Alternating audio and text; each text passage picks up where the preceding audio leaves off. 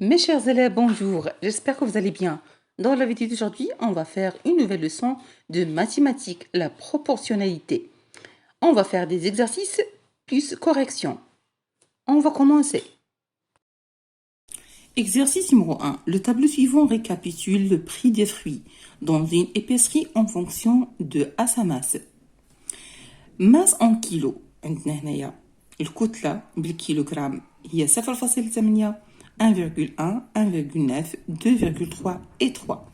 Prix en dirham يعني ثمن بالدرهم 2,6 2,97 5,13 6,21 et 8,1. Question numéro 1. Ce tableau est-il un tableau de proportionnalité؟ السؤال تيقول ان واش هذا الطابلو اللي عندنا واش هو واحد الطابلو ديال التناسبيه. باش نعرفوا ولا نجاوبوا على هذا السؤال هذا خصنا ناخذوا لو بري اللي هو هذا ونقسموه على لا ماس، يعني تنشدوا هاد لو بري تنقسموه على لا ماس، كذلك هاد لو بري تنقسموه على لا ماس. الا عطانا واحد المعامل ديال التناسب اللي تيبقى المام تيبقى هو نفسه في جميع المراحل، اذا هذا راه طابلو ديال التناسبيه. يعني غتقوموا بالقسمه يعني ناخذوا هاد لو بري تنقسموه على لا ماس تعطينا واحد المعامل، هذاك المعامل اللي تنسميه المعامل ديال التناسب. الا حصلنا عليه نفسه فراه هاد الطابلو هذا طابلو ديال التناسبيه، الا ما حصلناش عليه هو نفسه اذا هذاك راه ماشي معامل تناسب. غادي نشوفوا ثانيا calculer le prix en dirham de 2,5 kg de fruits. مطلوب منا اننا نكالكوليو يعني واحد الثمن لو بري ديال 2.5 كيلو ديال هاد الفروي. تنشدو هاد 2.5 كيلوغرام تنضربوها فاش في المعامل ديال التناسب اللي تنحصلوا عليه من بعد ما تنقوموا بالقسمه ديال هاد لو بري على لا ماس. تنضربوا هاد يعني لو بري تنضربوه فاش في المعامل ديال التناسب اللي تنحصلوا عليه من السؤال الاول. اذا غنشوفوا الجواب. Solution de l'exercice numéro 1. Le tableau suivant récapitule le prix des fruits dans une épicerie en fonction de sa masse. فعندنا la masse en kilo. هي 0,8 1,1 1,9 2,3 et 3. Le prix en dirham عندنا 2,16 2,97 5,13 6,21 et 8,1. فهذا هو الجدول. غادي نشوفوا ce tableau est-il un tableau de proportionnalité؟ فباش نتاكدوا انه واحد الجدول ديال التناسبيه ولا متناسب تنشدوا هاد لو بري تنقسموه على ياش على لا ماس. عطانا في الاول عطانا 2,7 كذلك نشدوا هاد الرقم هذا تنقسموه على 1,1 تعطينا 2,7 اونسي دي سويت حتى حصلنا قمنا بالقسمه ديالهم كاملين عطاونا واحد المعامل اللي هو نفس القيمه ديال 2,7 في الاول وفي الثاني وفي الثالث وفي الرابع وفي الخامس، يعني حصلنا على نفس المعامل. اذا عندهم واحد المعامل ديال التناسب اللي هو 2,7. اذا هناك proportionnalité. Ce tableau est un tableau de proportionnalité. علاش؟ لانه عنده واحد المعامل ديال التناسب اللي هو 2,7. إذن ce tableau est un tableau de proportionnalité. 2. Calculer le prix en dirham de 2,5 kg de fruits. مطلوب منا أننا نحسبوا الثمن ديال 2.5 كيلو ديال الفروي. Le prix de 2,5 kg de fruits est تنشدو هاد لو بري تنضربو فاش في المعامل ديال التناسب اللي هو 2,7 تعطينا لو بري. Exercice numéro 2. Dans le tableau de proportionnalité suivant, calculez les quatrièmes proportionnels à l'aide de l'égalité de produits en croix. فمطلوب منا أننا نحصلوا على هاد المجاهيل هادو. باش نحصلوه على هاد المجاهيل فهو سهل وبسيط جدا. شنو تنعملوا هو اننا تنشدوا عندنا هنايا 3 الارقام والرابع ما عندناش. اذا تنشدوا هاد العدد تنديروا بحال الكروه، تنضربوا هاد العدد في هذا تنقسموه على هذا، تنضربوا هاد العدد في هاد العدد المقابل ليه وتنقسموا على الثالث فيهم تنحصلوا على اكس. من بعد ما تنحصلوا على اكس تتملأ عندنا هاد الخانه. شنو اللي تيبقى لنا مجهول؟ تتبقى لنا مجهول إيكغيك. اذا تنضربوا كذلك هاد 40 في 5.6 وتنقسموها على اكس، على العدد اللي حصلنا عليه. من بعد ما تنضربوا تنحصلوا على القيمه ديال إيكغيك، و اون سي دي سويت. شنو تنديروا كذلك؟ تتعود عندنا هاد القيمه وهاد القيمه وهاد القيمه، وتيبقى محتاجين فقط زد. شنو غنعملوا كذلك؟ غنضربوا 5.6 في 4.5 مقسومه على إيكغيك، على القيمه اللي حصلنا عليها هنا. كذلك غادي نلقاو هاد النتيجه. فبكل بساطه باش نحصلوا هاد القيمه هذه يعني في واحد الجدول، فقط تنضربوا هاد القيمه في 12 في 40 مقسومه على 15، وكذلك هنايا 40 في 5.6 مقسومه على اكس تعطينا إيكغيك، و5.6 مضروبه في 4.5 مقسومه على إيكغيك تعطينا زد. فهذا هو طريقه باش نجاوبوا على هذا السؤال رقم 2. نمر الى الجواب. Solution de l'exercice numéro 2. Calculer les quatrièmes proportionnels à l'aide de l'égalité des produits en croix. فديجا شرحت لكم التمرين كيفاش نجاوبوا عليه بطريقه ديالي. فعندنا هنايا لا ريبونس الجواب. فعندنا اون 15 اكس، يعني شدوا هاد 12 في 40. 12 في 40 تساوي 15 في اكس. هما حوسوا على اكس شحال تاع القيمه ديالها. ما بغيتوش نتوما تعملوا بهذه الطريقه هذه، يعني تضربوا هذا في هذا يساوي هذا في هذا وتبحثوا على المجهول ديال اكس. الا ما بغيتوش فقط تكتفيوا انكم تضربوا هذا العدد في هذا العدد وتقسموا على هذا، فتتلقاو القيمه ديالاش ديال 32 بالنسبه لاكس وتحطوها هنا. الوقت اللي تتلقاو 32 تتنزلوها هنايا، شنو هو اللي تيبقى لنا مجهول؟ تتبقى لنا فقط إيكغيك اللي مجهوله، وتتعود عندنا هنايا 32. اذا شنو غادي نديرو ثانيا باش نحصلوا على إيكغيك؟ تنضربوا 40 في 5.6 نقسموها على 32 غتعطينا القيمه ديال إيكغيك اللي هي 7. اذا غتحط هنايا الرقم 7. كذلك والمثال بالنسبه للباقي، غنضربوا 5.6 في 4.5 نقسموها على هذا العدد ديال إيكغيك اللي هو 7 غتعطينا زد، وغادي نكون حصلنا على الرقم ديال 3.6. الطريقه ديال الاشتغال ديالهم بهذا التمرين هما فقط داروها على شكل معادله. تنضربوا هذا العدد في هذا العدد يساوي هذا العدد في هذا العدد. حصلنا هنايا على المجهول اللي هو اكس يساوي لنا القيمه ديال 32. فحطوها نتوما نزلوها هنايا. كذلك باش يلقاو إيكغيك اونا دوز إيكغيك، يعني خداو هذا السطر هذا مع هذا السطر هذا. يعني شنو هو المجهول اللي بقى لنا إيكغيك فقط؟ تشدوا 12 في إيكغيك مضروب يساوي 15 في 5.6. هذا السطر هذا مع هذا السطر هذا، يعني 12 في إيكغيك يساوي 15 في 5.6. وتنحسبوا المجهول اللي هو إيكغيك تلقاوه باللي هو 7. واخر كذلك تنشدوا هذا السطر ديال 12 مع و15 مع زد و4.5. تنضربوا 12 في 4.5 وزد في 15 تساوي زد في 15 وتنبحثوا على زد وتلقاوها هي 4. زد اللي هي 4.5. اذا هذه هي الطريقه باش غادي نجبدوا واحد المجهول في واحد الجدول. Exercice numéro 3. Quelle devrait être l'ordonnée du point A pour quels les points A et B de ce graphique représentent une situation de proportionnalité. بمعنى شنو هو اللي غادي يكون الافصول ديال A بالنسبه لي بوين A و B دون هاد يعني في هاد المبيان هذا، يعني وكذلك باش يتحققوا لينا هاد النقاط بجوج باش يحققوا لنا التناسبيه. باش يحققوا لنا هاد النقطتين A و B التناسبيه وحنا تنبحثوا على الافصول ديال A، خاص يعني هاد لي زابسيس اي لي زوردوني يكونوا بروبورسيونيل، يعني هاد الافاصيل والاراتب، النقاط ديال الافاصيل والاراتب يكونوا متناسبين. بمعنى ان الافصول ديال x مع الافصول مع الارتوب ديال b يساوي الارتوب ديال a مع الافصول ديال b. فغادي نشوفوا الجواب مكتوب، لكن فقط هذا شرح يعني شفهي. غادي نعاود لكم الشرح باش يكون واحد التناسب. حنا تنبحثوا هنايا يعني تنقلبوا على لوردوني دو بوين ا، تنقلبوا على الافصول على الأرتوب، يعني إيكغيك على الأرتوب ديال أ، فهذا محور لي زوردوني وهذا محور ديال لي زابسيس، محور الأفاصيل وهذا محور الأراتيب. إذا تنقلبوا على واحد إيكغيك أ. إلا بغينا إيكغيك أ فعندنا إيكغيك أ زائد إكس بي تساوي لنا إيكغيك بي زائد إكس أ. هاد المعادلة هادي فهي باش نخرجوا إيكغيك أ.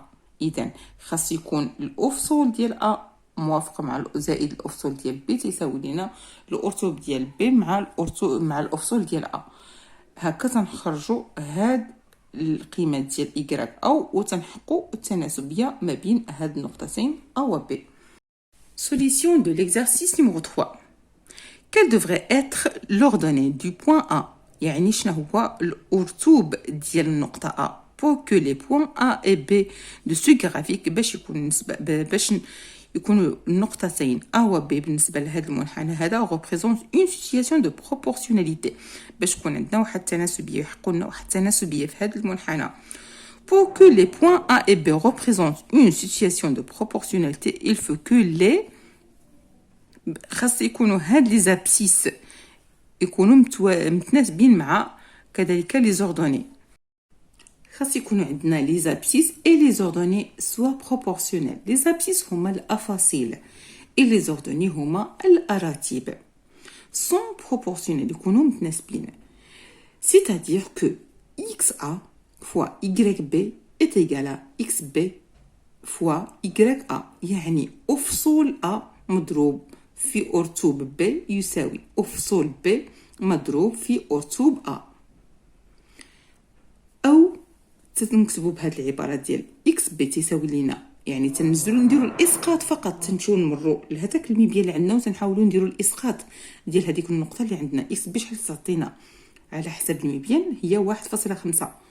الأرتوب ديال B على محور الأراتيب تعطينا 1، وكذلك النقطة ديال XA على محور الأفاصيل شحال تعطينا هي النقطة ديال 3.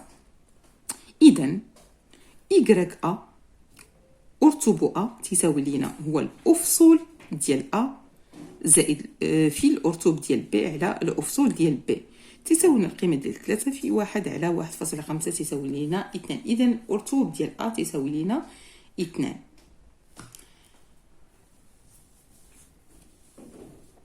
فبالنسبة لهذه العلاقة فلا بد أنكم تفهموها وتعرفوها. فهذه بالنسبة للإسقاطات وتكونوا دايرين الدرس ديال الأفاصيل والأراتيب ونقطع في المعلم وهكا مستقيم في المعلم. ضروري أنكم تعرفوا هذه الطريقة. Exercice numéro 4. Pour chacun des graphiques ci-dessous، يعني قال لك انطلاقا من هذه الأشكال ومن هذه المبيانات الثلاث اللي عندنا أسفله. Dire s'il traduit une situation de proportionnalité en justifiant la réponse. قال خصنا نبينوا بأنهم واش هناك تناسبية ولا ما كاينش هناك تناسبية في كل من لي غرافيك اللي عندنا 3 غرافيك، غرافيك 1 غرافيك B غرافيك C. باردون غرافيك A غرافيك B et غرافيك C. مطلوب منا أننا نقولوا واش هناك تناسبية ولا ما كايناش هناك تناسبية. فنلاحظوا جيدا الجرافيك A. يلا لاحظنا في الجرافيك A ودرنا يعني المسطرة، فغادي نلاحظوا أن هاد لي بوين هادو يعني ما كاينينش ne sont pas alignés، ماشي مستقيمين وما تيمروش من أصل المعلم، ماشي مستقيمين وما تيمروش من أصل المعلم. إذا راه ماشي proportionnel. La situation n'est pas de proportionnalité car les points ne sont pas alignés. لحقاش لي بوين اللي كاينين ماشي مستقيمين. غادي نشوفوا الجرافيك بي، غادي نشوفوا كذلك الجرافيك بي واش يعني هاد النقاط مستقيمين ولا لا. فواش غنقولوا كاينه تناسبيه هنايا؟ ما كايناش تناسبيه. علاش؟ رغم ان النقاط اللي عندنا هنايا مستقيميه لكنها ماشي بروبورسيونيل. علاش؟ لانها ما تتمرش لينا من اصل المعلم. باش نقولوا في واحد الجرافيك ولا في واحد المبيان بان النقاط ديالو تتحقق لنا واحد التناسبيه ملي تتكون مستقيميه وتتمر لينا من اصل المعلم. اذا حتى الجرافيك بي ماشي بروبورسيونيل. اش غنقولوا في هذه الحاله؟ غنقولوا بان la situation n'est pas de proportionnalité car les points اللي عندنا هنايا ne sont pas alignés avec l'origine du repère de repère. يعني ما هما ما مارينش من اصل المعلم، وهاد واخا النقاط المستقيميه راه ما مراش من اصل المعلم، اذا ما كايناش واحد البروبورسيوناليتي. غادي نشوفوا الجرافيك سي، فغادي نلاحظوا جيدا يعني النقاط اللي عندنا في الجرافيك سي. الملاحظ انها مستقيميه، نعم انها مستقيميه. واش تمر لنا من اصل المعلم؟ نعم تمر من اصل المعلم. اذا اش غنقول في هذه الحاله؟ نقول لا سيتوياسيون اي دو بروبورسيوناليتي. لماذا؟ car les points sont alignés، يعني نقاط مستقيميه avec l'origine du repère، يعني مع اصل المعلم، فهي مستقيميه مع اصل المعلم، تمر من اصل المعلم. اذا هذا هو الجوستيفيكاسيون ديال الا بغينا نجوستيفيو على واحد لا سيتوياسيون واش هي بروبورسيونيل ولا ماشي بروبورسيونيل، خاصها تكون تمر من اصل المعلم ويكونوا النقاط جميع النقاط مستقيميه وتمر من اصل المعلم. Solution de l'exercice 4. Pour chacun des graphiques ci-dessous, dire si traduit une situation de proportionnalité en justifiant la réponse. فالجواب ديال التمرين الرابع عندنا 3 ديال المبيانات، غرافيك A، غرافيك B et غرافيك C. قلت لكم بكل بساطة وهكا بدون تعقيدات، إلا بغينا نقولوا باللي واحد المبيان راه بروبورسيونيل ولا النقاط ديالو باش نثبتوا انه بروبورسيونيل، فتنثبتوا فقط ان النقاط خصهم يكونوا مستقيمين وكذلك تمروا من اصل المعلم. نجيو للجرافيك ا، واش النقاط مستقيميه؟ النقاط غير مستقيميه. واش يمروا من اصل المعلم؟ لا يمرون من اصل المعلم.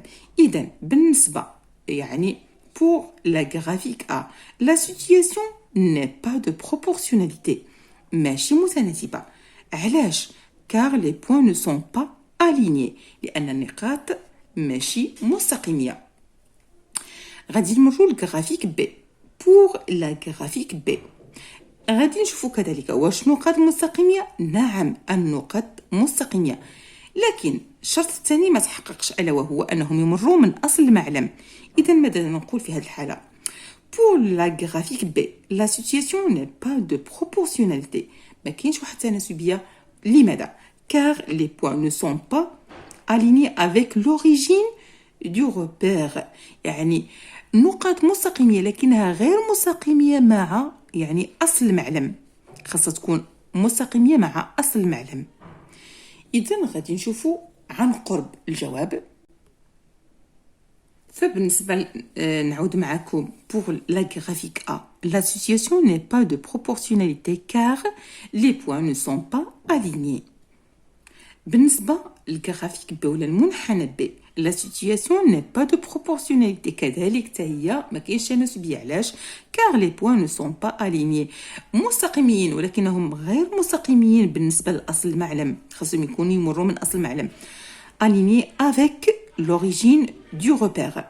غادي نشوفوا la troisième graphique pour la graphique C la situation est de proportionnalité car les points sont alignés avec l'origine du repère، يعني النقط هنايا عندنا كاينه واحد البروبورسيوناليتي، كاينه واحد التناسبيه في الجرافيك سي. علاش؟ لان النقاط مستقيميه وتتمر لينا من اصل المعلم. Exercice numéro 5. La distance d'arrêt est elle proportionnelle à la vitesse. فعندنا هنايا الفيتاس فعندنا هنايا الفيتاس وعندنا هنايا لا ديستانس. فمطلوب منا اننا نعلو جواب ديالنا واش يعني هاد المبيان هذا لا فيتاس السرعه واش هي بروبورسيونيل متناسبه مع لا ديستانس. فنلاحظوا هنايا اول حاجه خصنا نردوا بالنا في المبيان هو النقاط اللي عندنا، هادوك النقاط اللي عندنا واش هي اليني. الا لاحظنا فهنايا عندنا واحد المنحنى اللي ماشي هو اليني، ورغم انه تيمر لينا من اصل المعلم. تحقق لينا واحد الشرط، لكن الشرط الثاني ما تحققش وما توفرش الحق الشرط ديال ان النقاط يكونوا مستقيميه. تحقق الشرط ديال انه تيمر من اصل المعلم لكنهم غير مستقيمين، كاين واحد الانحناء. اذا اش غادي نقول في هذه الحاله؟ لا ديستانس d'arrêt n'est pas proportionnelle à la vitesse car les points ne sont pas alignés. علاش؟ لان النقاط ماشي مستقيميه بالرغم انها تتمر من اصل المعلم. اذا كان هذا هو الجواب. Solution de l'exercice numéro 5. La distance d'arrêt est-elle proportionnelle à la vitesse؟ فهنا كان سؤال مطروح واش يعني لا ديستانس اللي كاينه عندنا هنايا راها هي ديستانس داغي واش هي متناسبه وبروبورسيونيل مع الفيتاس. كيف ما هو ملاحظ ان النقاط تتمر من اصل المعلم، فباديه من اصل المعلم لكن نقاط غير مستقيميه. اذا اش غادي نقولوا في هذه الحاله؟ انها ماشي بروبورسيونيل. فعندنا la distance d'arrêt n'est pas proportionnelle à la vitesse car les points ne sont pas alignés. بكل بساطة فما هيش يعني متناسبة مع السرعة لأن النقاط غير مستقيمة. Exercice numéro 6. 1. Représentez graphiquement les tableaux de valeurs ci-dessous. Dans chaque cas, les valeurs de P seront placées en abscisse et celles de kilomètres en ordonnée. بمعنى فهنا عطينا واحد جوج ديال الجداول فمطلوب منا اننا نعملوهم على شكل مبيانات. فبالنسبه يعني البي غادي يكون فاش سورون بلاسي اون ابسيس، يعني هاد بي تنديروهم على محور الافاصيل، لكن كا اون اوردوني الكا تنديرو في المحور ديال الاراتيب، يعني كل معلم تيكون فيه محور الافاصيل ومحور الاراتيب. فمثلا عندنا هذا المبيان اللي سبق في التمرين يعني في ليكزارسيس نيميرو 5، هذا محور الافاصيل وهذا محور الاراتيب، فكل معلم تيكون عنده محورين. في هذه الحاله اللي عندنا محورين يعني محور الافاصيل ومحور الاراتيب. محور الافاصيل تنشيروا ليه باكس ومحور الاراتيب تنشيروا ليه بايكغيك. فهنا عطيناهما التسميات، يعني الافاصيل غادي نرمزوا ليه بي والاراتيب بك على حسب المعطيات. غادي نشوفوا la question numéro 2. D'après les graphiques réalisés, les grandeurs P et K semblent-elles proportionnelles, justifiées par le calcul. فعندنا هنايا هاد الجدولين، فمطلوب منا اولا رسم مبيانين اللي واحد فيهم غيكون فيه بي اللي غنحطوه في الافاصيل وكا اللي غنحطوه في الاراتيب. من بعد ما غادي نرسموا وننزلوا هاد النقاط هادو غيترسم لنا واحد المبيان اللي غادي نحصلوا عليه. من بعد ما غنحصلوا عليه غادي نشوفوا هذوك النقاط، واذا كانت في حاله ما كانت نقاط مستقيميه وتتمر لنا من اصل المعلم فتنقولوا هنايا كاينه واحد بروبورسيوناليتي، يعني لي غراندور بي اي كا غنقولوا لي غراندور بي اي كا سون بروبورسيونيل كار لي بوين سون اليني. في الحاله الاخرى او حصلنا على المبيان النقاط ماشي مستقيميه ولا ما تتمرش لينا من اصل المعلم، فتما تنقولوا ان لي غراندور اللي هما بي او كا ne sont pas proportionnels car les points ne sont pas alignés، لان النقاط غير مستقيميه. فهذا هو باش نجوستيفيو لا بروبورسيوناليتي ديال واحد المعلم. Solution de l'exercice numéro 6. 1. Représentez graphiquement les tableaux de valeurs ci-dessous. Dans chaque cas, les valeurs de P seront placées en abscisse et les celles de K en ordonnée. قلنا هاد النقاط اللي هاد القيم ولا هاد لي فالور اللي عندنا في P فتنحطوهم على محور الافاصيل، وبالنسبه للقيم اللي عندنا في K تنحطوهم على محور الاراتيب. فهكذا يعني تعملوا هاد النقاط اللي 0.9 اللي حطيناهم على محور الافاصيل، يعني 0.9 1.5 4.2 حتى 5.7 غادي نحطوهم فاش في محور الافاصيل. اذا هنا تنزلوا القيم ديال الافاصيل وكذلك الاراتيب في هذا المبيان على هذا الشكل. شنو الملاحظ هنايا؟ شنو غادي نلاحظوا اول شيء هاد النقاط هادو واش مستقيميه النقاط ولا لا. تلاحظوا ان هاد النقاط مستقيميه وكذلك تمر من اصل المعلم. اذا شنو غادي نقولوا في هذه الحاله؟ غادي نقولوا بان كاينه هناك تناسبيه. إذا كان مطلوب لنا في السؤال الأول أولا أننا نوظفوا هذه الجداول ونرسموا المبيانات، ومن بعد ما نرسموا المبيانات كان السؤال الثاني المطروح هو أننا نجاوبوا واش هناك تناسبية في المبيانات ولا لا. فأنا تنجاوب حاليا لأنني واخده لكم الصورات ديال المبيان باش نعطيكم علاش يكون متناسب ولا ما تيكونش هذا الجرافيك غير متناسب. هنا كيف ما قلت لكم دائما نركزوا على النقاط وعلى اصل المعلم. الا كانوا نقاط مستقيميه فراهم يعني هذا شرط، وبالنسبه يمروا من اصل المعلم الشرط الثاني. الا تحققوا هاد الشرطين بجوج اذا هادو راهم بروبورسيونيل، فتيكون هذاك المبيان ولا هذوك المعطيات راها متناسبه. اذا غادي نشوفوا الجدول بي شنو عندنا فيه.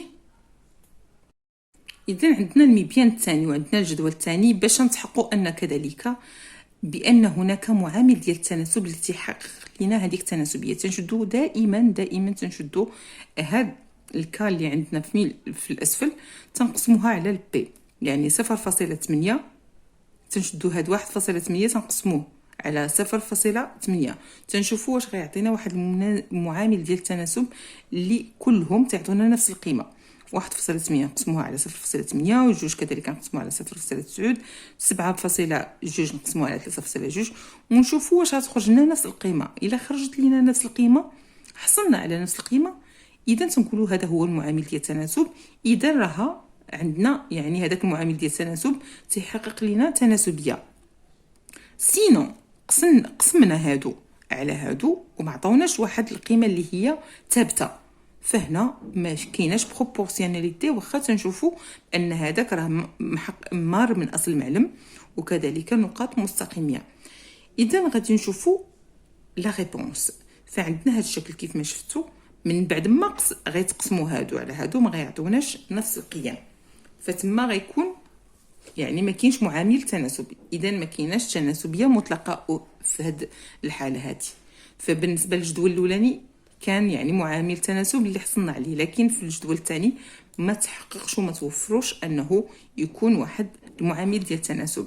غادي نشوفوا ثانيا السؤال اللي طرح ديجا دابري لي غرافيك رياليزي، يعني انطلاقا من هذوك المبيانات اللي تعملوا لي غروندور بي اي كا سومبل تال بروبورسيونيل، يعني واش هما متناسبين وحققوا التناسبيه جوستيفيي بار لو كالكول. يعني باش نحسبوا من تيقول لك جوستيفيي بار لو كالكول بالحساب ترجعوا دائما لذاك الجدول وتنقسموا كيف ما قلت لكم.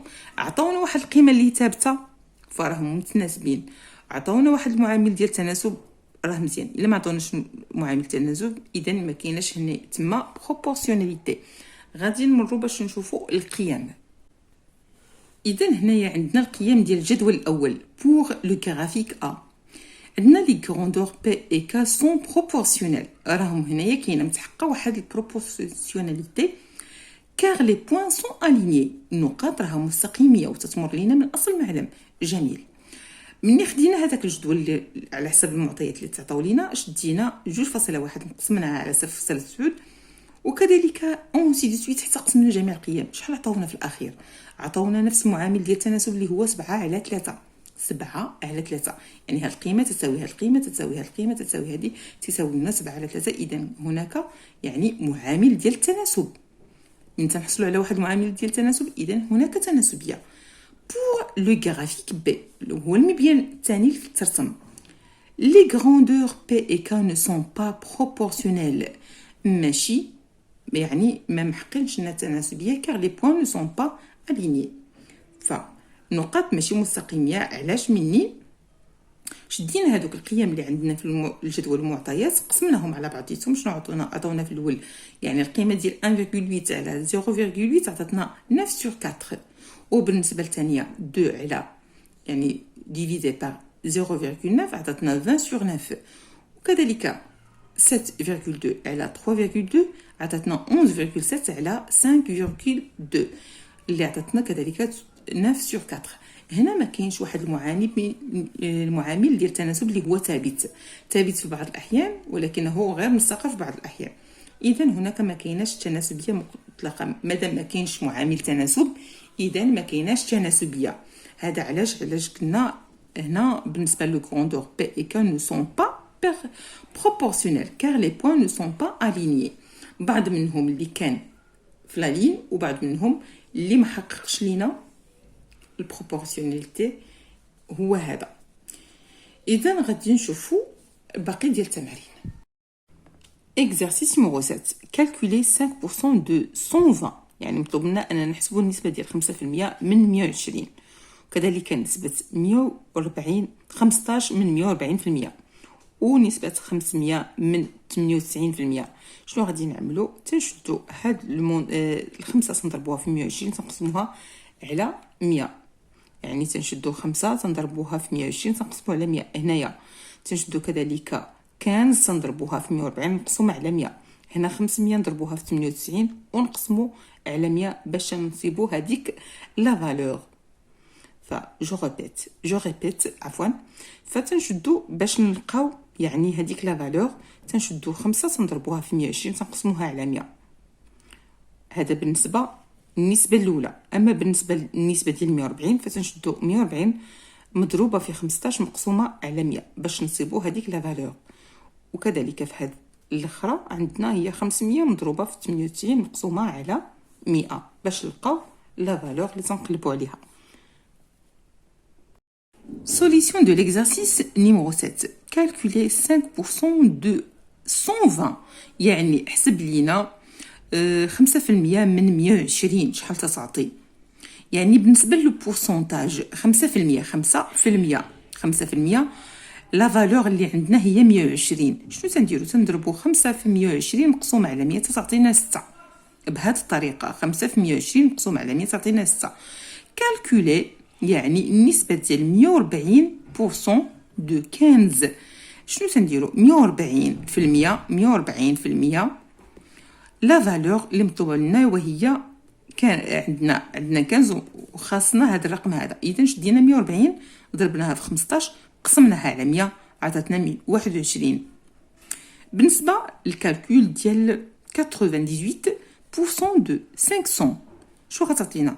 بالنسبه للبورسونتاج ديال 98 غادي تعطينا بالنسبه في المئه غتعطينا كذلك هذا العدد ديال 98 مضروبه في 500 مقسومه على 100 غادي تعطينا القيمه ديال 490. فقط تنضربوا هذا العدد في 500 مقسوم على 100 تعطينا 490. فبكل بساطه باش نحصلوا على واحد يعني النسبه واحد لا فالور شنو تناخذوا؟ عندنا 5% وتنديروا كذلك هذه القيمه اللي عندنا هنا باش نحتاجوا الاخرى تنضربوا 5 في 120 مقسوم على 100. هنايا 140 في 15 مقسوم على 100. هنا 98 في 500 مقسوم على 100 عطاتينا 490. اذا كان هذا هو الجواب ديال التمرين السابع. Exercice numéro 8. Marois possède une carte dont l'échelle est 1 sur 5000. 1. Que signifie cette échelle؟ يعني ماذا يمثل هذا؟ يعني هذا السلم شنو تيمثل لينا؟ تيمثل لينا cette échelle signifie que 1 cm sur la carte représente 5000 mètres dans la réalité. بمعنى أن 1 سنتيمتر تتمثل لنا 1 سنتيمتر يعني على التصميم تتمثل لنا هي 5000 متر على الحقيقة. هي 5000 متر على الحقيقة. غادي نشوفوا deuxième question. Recopier et compléter le tableau suivant. عندنا la distance sur le plan en centimètres وعندنا la distance réelle en centimètres. فمطلوب منا نملؤوا نكملوا هذا الجدول هذا. اذا باش غادي نحصلوا على هاد القيم يعني لا ديستانس ريال شنو غادي نديروا؟ فعندنا 5000 اللي هنايا قلت لكم هو ديك اللي تتحقق لينا هي النسبه الحقيقيه يعني 5000 متر دون لا رياليتي في الحقيقه ماشي اللي على التصميم. يعني تنشدوا هاد 1 ديال لا ديستانس نضربوها فاش نضربوها في 5000 تعطينا لا ديستونس ريال. كذلك 3.7 تنضربوها في 5000 باش تعطينا لا ديستونس ريال اون سنتيمتر. فتلقاوها هنايا 5000 هنا تلقاوها 18500. فبالنسبه الى بغينا نلقاو لا ديستونس شنو تنديرو؟ تنشدو هاد 7000 تنقسموها على اش؟ على 5000 غتعطينا 1.4. وكذلك هاد النسبه تنقسموها عوض نضربوها نقسموها على اش؟ على 5000 باش تعطينا النسبه ديال 2.3. وهنايا 12 تنضربوها في 5000 باش تعطينا هاد النسبه ديال لا ديستونس ريال. اذا غادي نشوفوا الاجوبه مكتوبه. Solution de l'exercice numéro 8. Marois possède une carte dont l'échelle est 1 sur 5000. Question numéro 1. Que signifie cette échelle? ماذا يمثل هذا السلم؟ Cette échelle signifie que 1 centimètre sur la carte représente 5000 mètres dans la réalité. يعني 1 سنتيمتر تيمثل لينا على سلم التصميم تيسمى لنا 5000 متر على الحقيقة. يعني 1 سنتيمتر على التصميم تيمثل لينا 5000 متر على الحقيقة. إذا عندنا ثانيا recopier et compléter le tableau suivant. Le coefficient de proportionnalité de ce tableau est 5000 nombres par lesquels on multiplie les nombres de la première ligne. 2. Recopier et compléter le tableau suivant. Le coefficient de proportionnalité de ce tableau est 5000. Nombre pour lequel on multiplie les nombres de la première ligne pour obtenir ceux de la seconde. يعني شنو تناخدو؟ يعني هذا ديال لا ديستونس ديال الاول سطر تنضربو فاش في 5000 باش نحصلوا على هذه القيمه اللي كانت مجهوله عندنا سابقا، هذه وهذه وهاد القيم اللي عندنا اخرين. اذا باش نحصلوا اذا هاد 5000 راه هو المعامل ديال التناسب. باش نحصلوا على لا ديستونس ريال شنو تنشدو هاد واحد تنضربوها في 5000 تعطينا 5000. 3.7 تنضربوها في 5000 تعطينا 18500 18500. وبالنسبه الا بغينا هاد القيمه ديال لا ديستونس سور لو بلون يعني القيمه على التصميم تنشدو هاد 7000 نقسموها على 5000 تعطينا 1.4. وكذلك 11500 تنقسموها على 5000 تعطينا 2.3 ديستونس سور لو بلون. تعطينا القيمه ديال 2.3 لا ديستونس سور لو بلون اون سنتيمتر. بالنسبه ل 60000 كذلك تنقسموها على 5000 تعطينا 12 ديستونس سور لو بلون اون سنتيمتر. فهنايا عندنا طريقه عكسيه، فقط الا بغينا لا ديستونس تنضربو في 5000 وإلا بغينا لا ديستونس ريال تنقسمو. الا كانت عندنا لا ديستونس ريال وبغينا لا ديستونس سور لو بلون تنقسمو هذا العدد 18500 تنقسموها على 5000 تعطينا 3.7 اون سي دو سويت. فهادو هما الاجوبه على التمارين